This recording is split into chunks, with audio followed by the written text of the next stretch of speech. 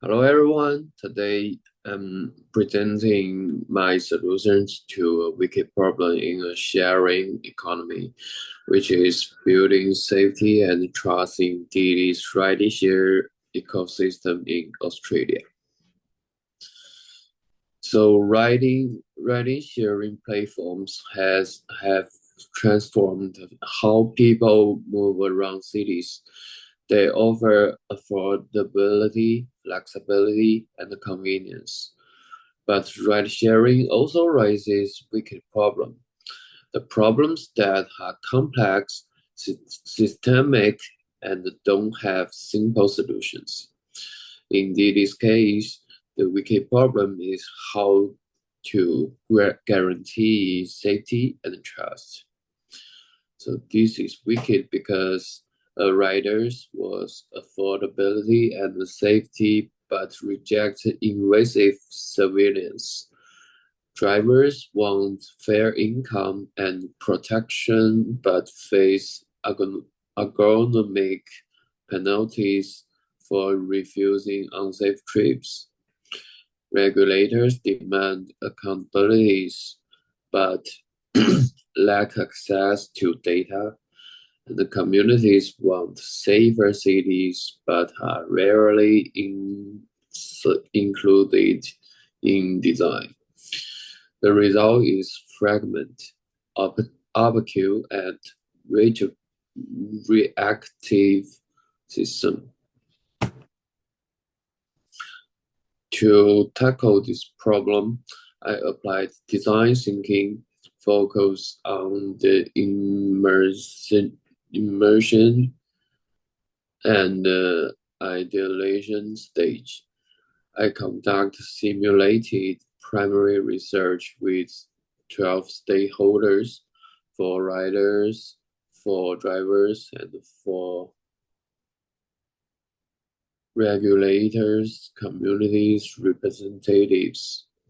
My method was simple but powerful. Ask about their experience, fears, and expectations. Then map those insights into an empathy canvas. So from my immersion, six themes emerged. First is safety versus private tension.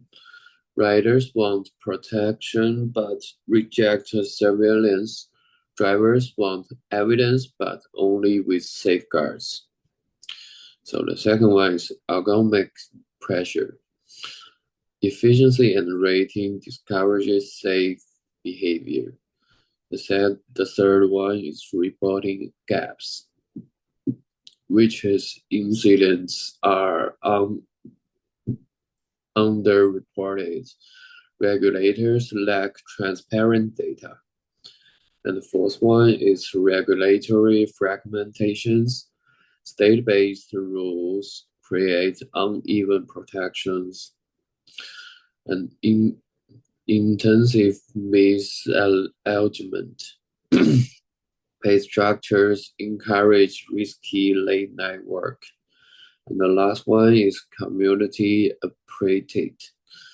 Councils and nightlife precincts want to partner on safe pickup zones. This insight highlights why the problem is wicked. Safety requires balancing competing needs, not just adding more features. So here's my empathy map visual. mm, Reader says that I don't feel safe late at night. The driver says I risk I risk losing rating if I cancel unsafe trip. And the regulator says that we need transparent data. And riders think that our driver checks strict enough. Drivers think that the APP values speed, but not my safety. And the regulator thinks that the platform is overkill and rather do that cancel suspicious trips but fear penalties. The drivers use that accept unsafe trips to keep income. The regulators use that push for audits and safe pickup zones. Riders feel that vulnerable and anxious. Drivers feel stressed and undervaluable, and then the regulators feel frustrated but still open to collaboration.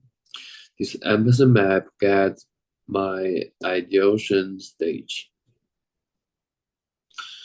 So from this insight, I asked that how might we allow safe refusal without penalty? How might we balance transparency with privacy? How might we realign incentives so safety is rewarded? How might we partner with communities to reduce risks at the point of pickup? So my solution portfolio is built on four pillars. The first is transparency and accountability, which means that the publish quarterly Australian safety reports and the commission independent audits. The second one is fairness and safe refusal. Introduce safe cancellation codes natural to rating. Compensate safety, which is related to the cancellations, and provide fatigue to aware pay intensives. And the third one is privacy preserving technology, opting in-capped audio or evidence stored locally, and the blockchain-based identity verification for secure but manual data sharing. And the last one is community integration, which establish safe pickup zones with council and the universities, expand the DD town nationwide, and collaborate with regulator on national safety standard. So now is the technology and the SDG alignment. My solution also supports the UN Sustainable Development Goals. So the first one is SDG 16, which is justice and strong institution. The transparency and accountability. The second one is SDG 11, which is sustainable cities to set the safe pickup zones and community safety. And the SDG 8, the decent work, is the fairer incentives and the protection for drivers. And SDG 9, the innovation and the infrastructure, is privacy preserving blockchain and enhance audio. By embedding my strategy within the SDGs, DD can position itself as a leader of the sustainable mobility innovation. So the technology and the SDG element. My plan unfolds in three phases. The phase one is the pilot. Launch safe cancellation codes, pilot safe pickup zones in 2 cities, and test blockchain ID with a small cohort. The phase two is scale. Expand the safe zones nationwide, launch in-case audio feature, and publish audited safety report.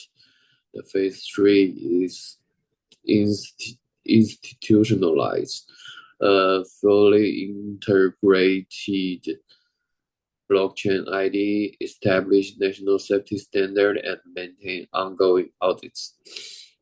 The metric of success includes the reductions in incident rates, uptake of safe cancellation codes, privacy audit outcomes, and community satisfaction surveys.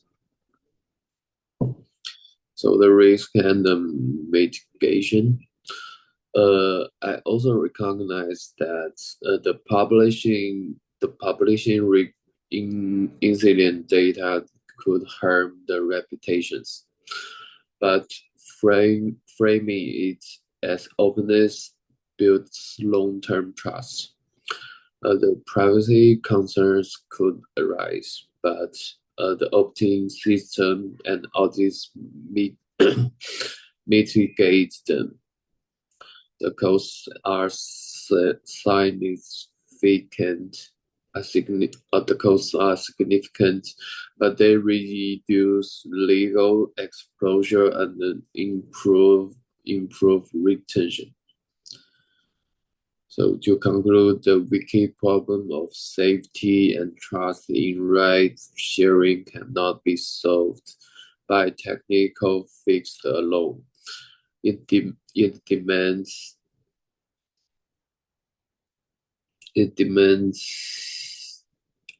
a systemic multi-stakeholder approach. Our solution portfolio is that the transparency, fairness, privacy, and the community integration addresses the root because identified in my research. By aligning with SDGs, these solutions are not only viable and feasible, but also desirable for all stakeholders. With this strategy, we can turn safety from reputational risk into a competitive advantage, setting a new benchmark for ride sharing in Australia.